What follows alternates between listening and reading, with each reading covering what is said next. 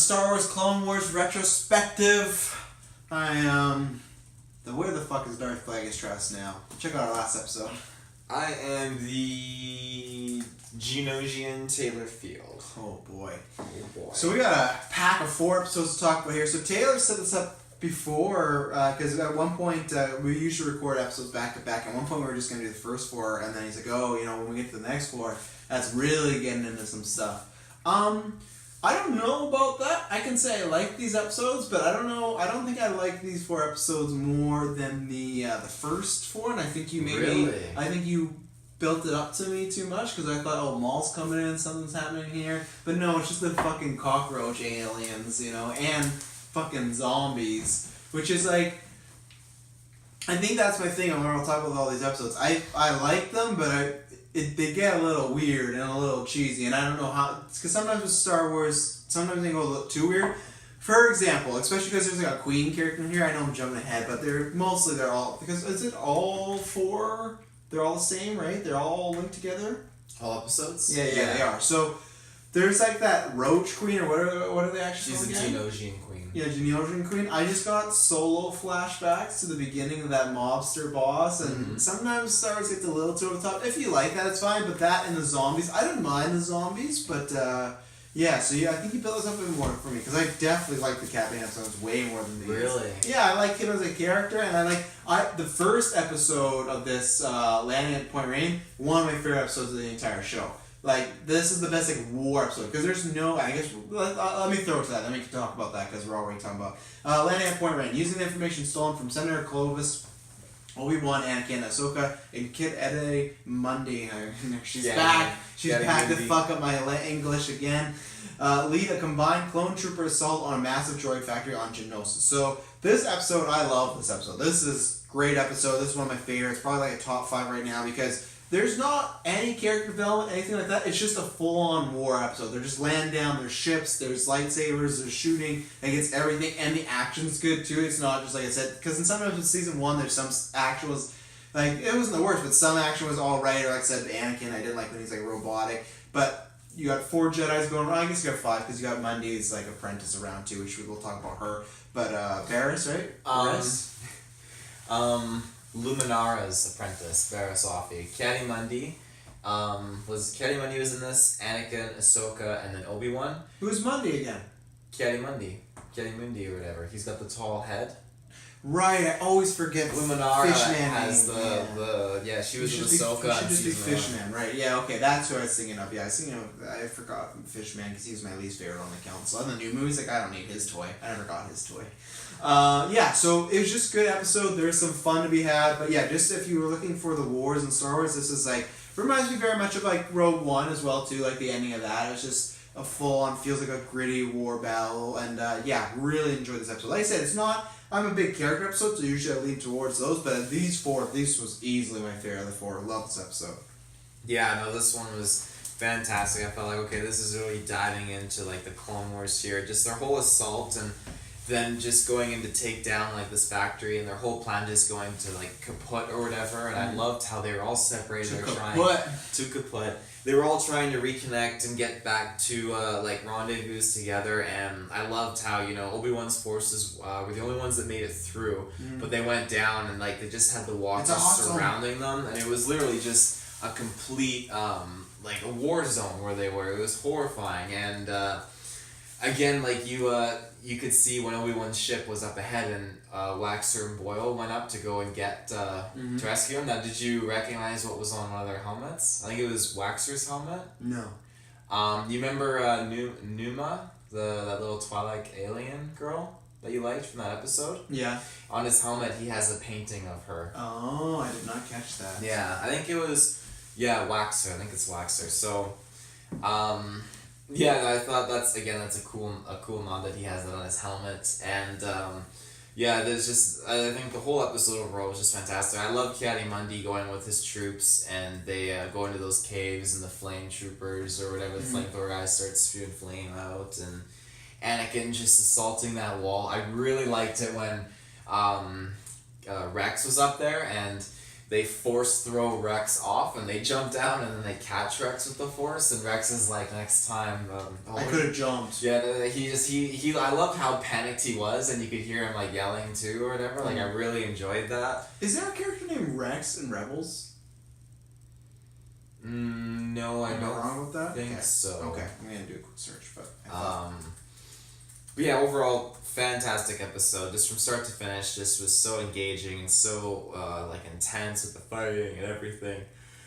Yeah, the lightsaber battles and everything. I love the Geonosians actually coming off as like strong, and I liked how it showed how fiercely loyal they were to Count Dooku and just their overwhelming power. And again, I thought it was cool that, you know, like the Republic, they attacked this planet before, but after like the battle concluded, they left. They didn't really leave their resources or their troops behind to maintain it, and here it just goes to show it just completely went against them. So I think the episode is easily a 2 thumbs up for me. I loved it. 2 thumbs up, yeah, for me too. Let's see if I got any notes here. At first, I was really off-put when they were talking about how many kills they had, but then I realized it was droids. But when they at first were like, Anakins got 67, she's like, well, and I was like, man, the Jedi are fucking pieces of shit, because not only, in my opinion, did they just leave Clovis, who, you know, I still like, feel like they should have brought back. They're just like, you know, and it's different, because people might throw like, oh, you know, I love Lord of the Rings, and like, what about that Legolas Gimli scene? Those guys don't have that code of ethics. Like, they seem like they will kill people left, right, and center. But the Jedi aren't all about, like, killing. To me, Jedi they have no problem killing, but they have to kill if they have to. And if they have to, they're not going to be bragging about it after. So for me, I was like, why is Obi-Wan not calling? Like, he did say, like, oh, it's such a weird thing to keep count of. But, like, still, when I thought they were, like, aliens or people or Genosians, I was like, this is messed up. And so when it was droids, it made a better thing. But at first, I was really off, but I was like, to me, that's not a Jedi to be bragging about how many people you've killed. I feel like you disagree because you're trying to butt in. No, I was gonna say, yeah, because the droids that they were taking out, I think that makes sense. I liked how Ki-Adi-Mundi, like, he didn't understand it, but at the end, I liked how he came around and said, like, it's a game, like, what do I win? It was like, Anakin's respect, which she doesn't bestow on many. Yeah. Fuck off! I don't want Anakin's respect, I want his wife. No. Let's see. What else did I got here? I liked when they're in the air. One of the troopers like, "Oh, good thing about those bugs, they can't aim." And then boom, the shit was gone. They fucking died. Like, yeah, fuck you, buddy. You're a shit trooper. So I liked that. What was strange is before they go, like, very at the beginning of the episode, they have like the map of the battle zone, right? And there's what is that British guard's name that does the narration too of the show? He has the mustache. He has like almost like the old Admiral Yularen. Why do you give a white British guy such a fucking weird name? I understand the aliens, I understand Jedi, but this guy's just a little white British soldier and like, Admiral Yularen, like, just call him Rick. So the thing is, with him, so they look over this whole battle plan, and maybe I miscaught it, so they know everything. And then later on in the episode, when they are going to the wall, but he looks like that's not a wall, that's a fortress. Why did they not call that out before they left? They did. In the plans, they called out, they said, like, because they had it in red. They did, and that's what they said, like, that's actually, like, oh, that's not a wall, it's like, it is a fortress. I'm pretty sure they called it out in the plans. But how come they make such a big deal about that later when he's, like, in the middle episode, that character says it to some random soldier? Are they just trying to say, like, the soldier didn't know and he's just informing him? I think it was just a reminder for the viewers, just so that they... Wow. Yeah. 22-minute episode, I need a fucking reminder. His first name is Wolf, actually, and he's in A New Hope as well. He's in A New Hope, really? Yeah, he's one of the characters that when Darth Vader chokes the guy or whatever, he's actually in there. He does seem like a bad guy, you know? Like, cause and that's what I was gonna say, in Clone Wars, does he act any bad, or is it just he was in the...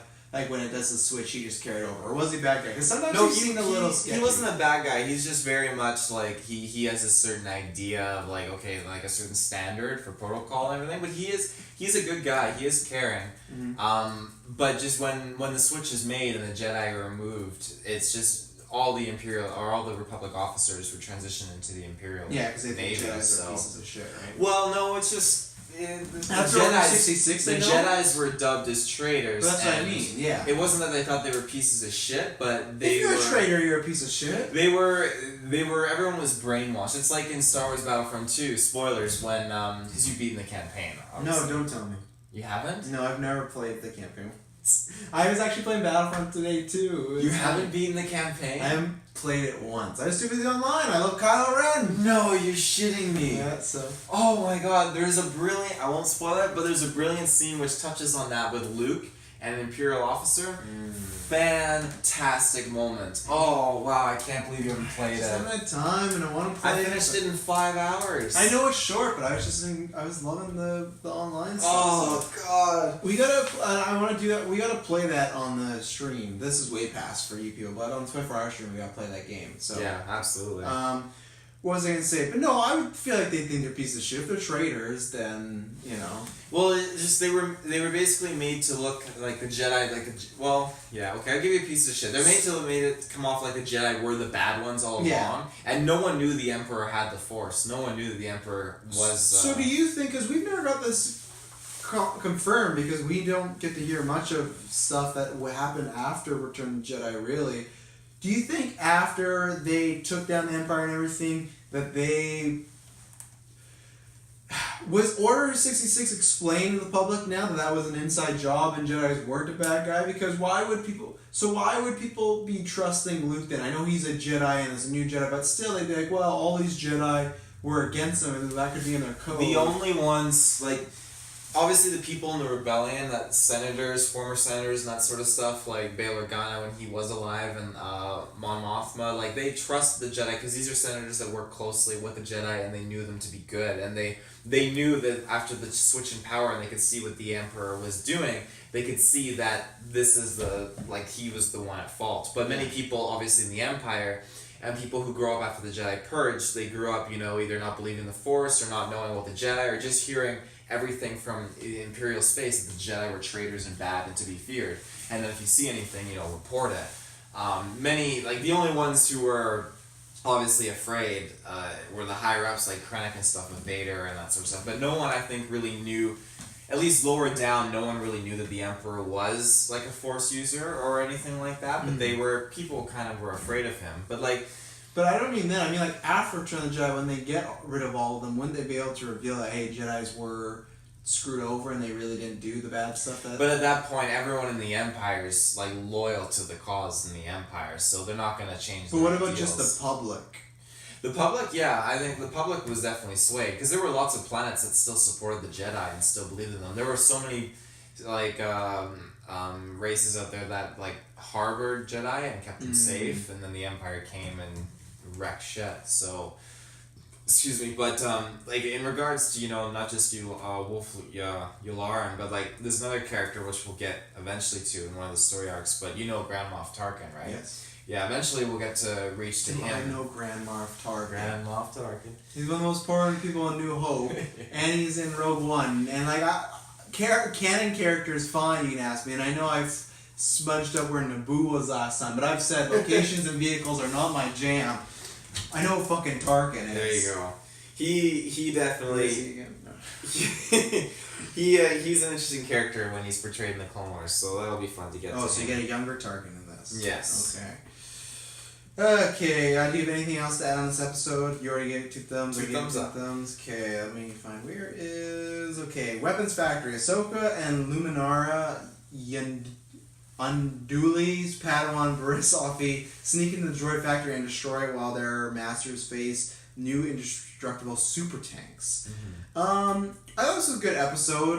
This is before we get into the weird stuff, but this is a good action episode. I don't know if it's so much of a con, but it's a question of, I don't understand why they, from a battle perspective, why you'd have the masters and the knights stick together and then the apprentices go separately. I feel like you would split that up and have one master with one master with the other. I feel like that didn't make any sense to me. That didn't click from if they're trying to plan strategically. You wouldn't have 2 apprentices go at it alone. So other than that, which I didn't find I liked the episode. It was kind of a continuation because the next 2 episodes are a bit more weird and mind trickery, oh, what's happening and who's bad. These were just straightforward action episodes. This was really good as well. not as good as the first one, but I enjoyed it. Yeah, this definitely wasn't as good as the first one for me, but I enjoyed seeing Barris and Luminara and making an appearance in this episode. I think Barris is a pretty cool Jedi, and I like how you could see the line drawn between how they were being taught. You could see Anakin's teachings reflect outward from Ahsoka, and then Luminara's teachings reflect out of Barris, and I thought that was very cool because they're both like the same age and both Padawans, but they're so differently trained and everything. And I think them going inside, taking down the factory, and then I thought it was it's hard to say for a Jedi to because it's right for a Jedi to accept loss because you need to emotionally detach yourself, but for you want to be able to also push forward and succeed in, trying to save people and do more. And that's driven by emotion, which makes Anakin so much more powerful than most Jedi, you can say. And weaker at the same time. And weaker at the same time, exactly. So, again, it is shitty that Luminara is like, she's gone, let's just fly away, let's go, let's abandon this. And Anakin's like, no, they're still alive, damn it. And I thought that was cool, because again, not only do you see it in the apprentices, their teachings reflected, you see it in their masters too, so. You have any... Well, I guess the other thing, why is Ahsoka leading a briefing in this? I know she has, she's I don't, again, agree that an apprentice should be... Well, Anakin was taking over her briefing, wasn't he? Well, yeah, and they act really dicky towards each other, but it was still Ahsoka's briefing. Yeah, I guess, no, that was Anakin just giving her power, but he was just so worked up and and just jumping into it. I don't think she should have that, though. Well, she's still a commander. She shouldn't be a commander. She's not a general, she's just a commander, so that's good. I mean, she's the same rank as Commander Cody. That's ridiculous. Poor Commander Cody. Do you have... And the other thing I have to add on this is that one moment where they're... I don't know the robot's name, but he's like, oh, these tanks are impervious to damage because they threw a grenade, and it doesn't hurt the tank, but it blows him up. Is he dead? Well, those are just... It's not the same droid. There's multiple copies of them. Oh, is it? Okay. Yeah. Because I thought he was in the last episode and he didn't die, but...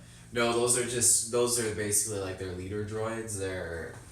Apparently, according to Dooku, they're very, very expensive, and they don't have a lot of them, but they're incredibly smart.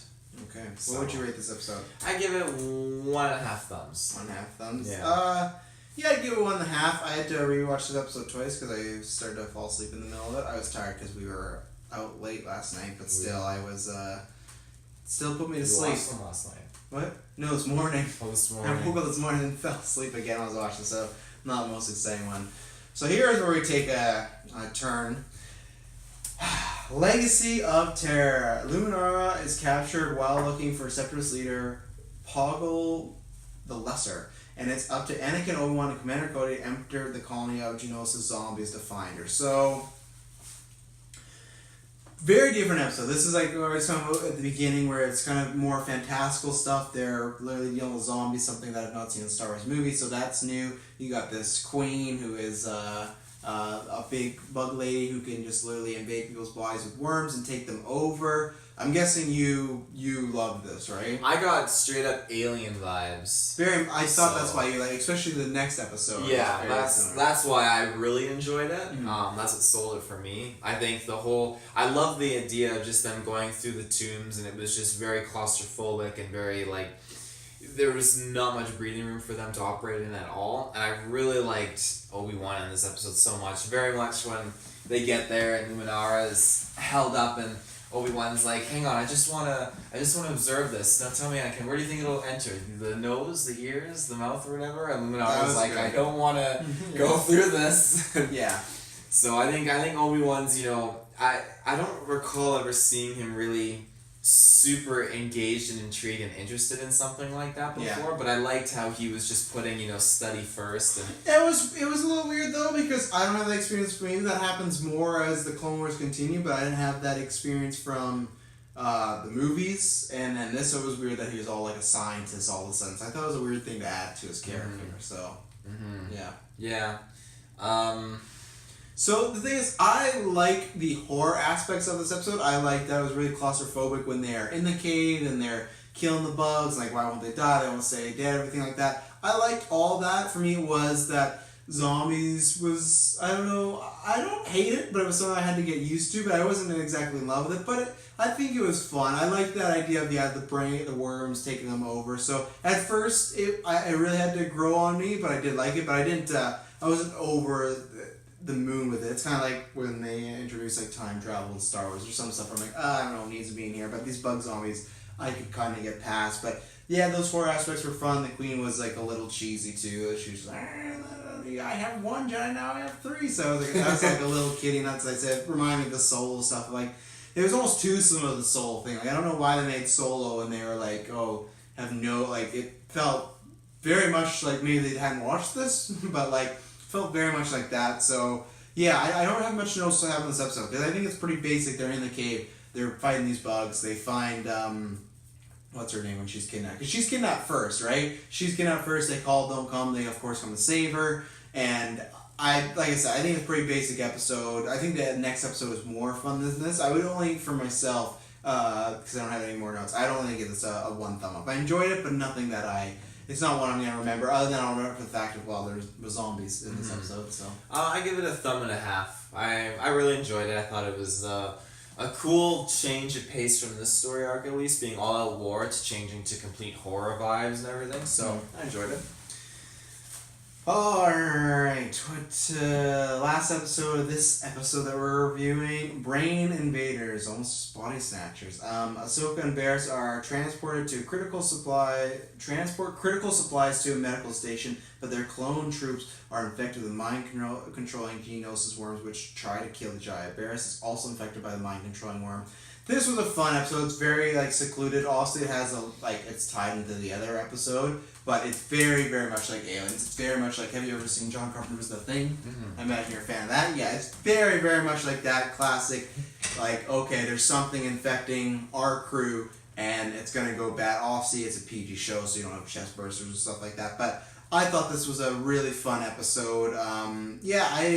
I can't think of it, and the same thing, I have one note which we can talk about in particular, but it's not really, it's with Anakin, it's not to do with everybody else, so there's going to be a down thing for me as far as this episode goes, but I thought it was really solid, fun episodes. Yeah, I didn't love the zombies, but I did love the idea of, the taking over people's minds, and because it was just a tribute to things like Alien the Thing, and it was fun, you get a good lightsaber duel in the middle of that, and yeah, you get one thing with Anakin, like I said, we'll talk about, which I think is really good, but really bad at the same time. So what do you feel about this episode? I really liked it. I liked it how it was very secluded and claustrophobic again in this ship, and I like how the clones, you couldn't tell who was good and who was bad. Like, they could not snap out of their mind control, but they knew how to, play it in their favor, when they pretended, how did the one scene go? In the cafeteria, the Jedi detained the one clone trooper and the other two clones walked in. They were obviously possessed or whatever, but they pretended like they weren't or whatever, which I thought was really, really good. I like this episode a lot too because yes, their minds were infected with the brain worm thing, but it also, again, sets up, and I really like the episodes that show clones have the ability to defect, and I feel like with all of this stuff happening, the Jedi should be more and more careful to realize that in these scenarios, 2 Padawans on a ship with a squadron of clone troopers are at risk of being executed, or how much damage one rogue clone trooper back in season 1 can cause to their base and eliminate a few Jedi. It's very serious what one clone trooper could do. So I love how this kind of sets up even the tone of okay, it's not like a foreshadow, but, clones have the capacity of turning on their... Well, and they should have Barriss and Ahsoka or 66 because they survived, getting attacked. So I guess they had a chance because they turned around, but still, they survived their attackers, Or 66, the rest of the Jedi just got taken out like nothing, Well, there are a lot of Jedi who survived. I mean, even in Revenge of the Sith, when Bail Organa lands, that teenager boy, he survived. Though. He took out a few clone troopers, but he was trying to make it to the speeder. He's dead. Yeah, and Bail took it from him. Yeah, it flew off. Yeah. But yeah, no, I think Barriss turning a new leaf here, and kind of being possessed or whatever was pretty cool. Seeing a Jedi kind of go rogue. I thought the whole idea of them kind of like freezing them out was pretty cool. The episode was good. Even though it is like a PG-13 kind of show, it still grosses me out the way they enter the body. It just anything entering into the face, like going in the mouth, the nose, the ears, the eyes, just grosses me out. So yeah, I'm surprised the little kid can handle it. Wow. So yeah, because I don't have any notes, because like I said, I think it's a pretty basic, straightforward episode. People are getting kidnapped or getting taken over. You gotta fight them, everything like that. And then I like that. It made sense if you gotta freeze them out. Okay, good. I want to talk about Anakin. So what's the guy's name again? Plogu, or who's the guy he interrogates? Sorry, what? Anakin. Who's the guy he interrogates again? The bug guy? Paulo. Yeah, Paulo. So I like it because at one point I think he shoves him or force pushes him, and we had got that alluded to in the first season where they say, hey, you don't use fear, you don't intimidate, even though Ahsoka I think still does, but whatever, she kind of doesn't. She's like, I was pretending, but even though it's like, you still were doing it, but fine, that wasn't really a violent one. What I liked about this was, okay, it's showing his dark side tendencies, and you get that conversation later of, oh, how'd you get the information? Anakin's like, oh, it doesn't matter. What I don't like is, I don't feel like Anakin should be able to force choke people right now. Why not? In the movies, the very first time he does it is to Padme, right? He didn't force choke anybody else, because those fools that he takes out on Mustafar, he's just throwing stuff at them or he's lightsaber them, right? So he doesn't force choke anybody. And to me, that's where stuff like that, I like the show, but that's also what I don't like is, to me that hurts, is because if you look at it from the movies, the first time he uses the Force choke is when, to me, there's certain powers, and I think you agree with that, are only unlocked because you're in the dark side and there's so much hate and passion flowing through you, right? Like, a light side user, like, could, maybe because he's so strong, but even like Obi-Wan to me couldn't just shoot out lightning, right? Obi-Wan? Yeah.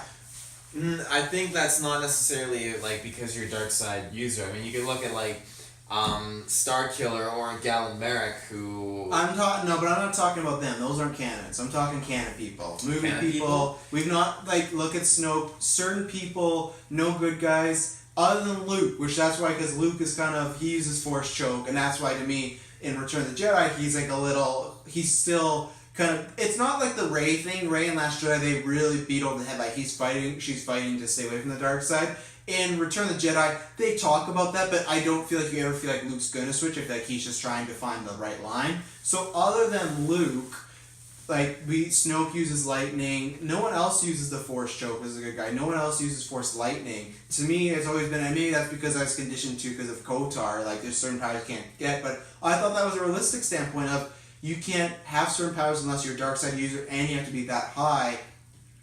Anakin using the Force choke, to me, at this moment, completely, like, relegates all that and kind of ruins that moment, because to me, the first time in Revenge of the Sith, when he used that powerful moment, he has so much passion and hate, and he uses it on Padme, so that's huge. To me, that was a big thing, because obviously, it's huge, and he used it in the OG trilogy, right? So the first time to be using on Padme, that was huge, and to me, one of my favorite moments about Last Jedi is they set up, and I don't even know if they meant to do this, but in Force Awakens, Kylo Ren couldn't choke people, right? He would force pull them and then choke them with his hand. And then in Last Jedi, because he has so much power and hate going through him, he physically chokes Hux. And I remember in the theaters, letting out a huge sigh of relief. I gasped, because I was like, oh my god, because that's just like, oh, it's like in a game if you've like upgrade, like you've leveled up. Like, that was Kylo Ren. So to me, that was what I didn't like about this. Is, to me, in this point, I feel like Anakin, he has dark side tendencies, but he's not that full gone yet, and he shouldn't be powerful enough to do that. And I don't like that. So that really hurt this episode for me in my enjoyment. I didn't like that he force choked a guy,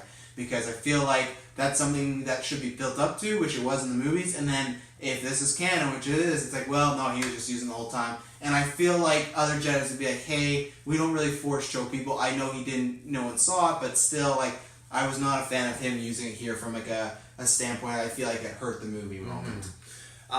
No, for most, I think for Jedi and such, I think, it's not a matter of them reaching a certain level or whatever, but there's certain teachings that, are embraced by the Sith and used by the Sith. Just like, as Count Dooku uses Force Lightning, Yoda knows the counter for it. The lightsaber is like a Force deflect or reflect. So I feel like it's like using Harry Potter, same thing, right? Like, they use and that's how I always thought. So to me, for him. But I feel like he wouldn't have. No one's teaching him the choke right now. No, that's why. At least for me, I've always felt like force choke is something that he has just kind of like adapted and used like and learned how to do and use the force probably out of like what times when he's really angry or aggressive. And I feel like at times like this when we obviously know that his Padawan means a lot to him, and it has, you know, her life being on the line. I mean, he's enraged and he's completely just. But I don't like that they do it because they know the viewers know he can force choke. But in this show and in the world, if this takes place after Attack of the Clones,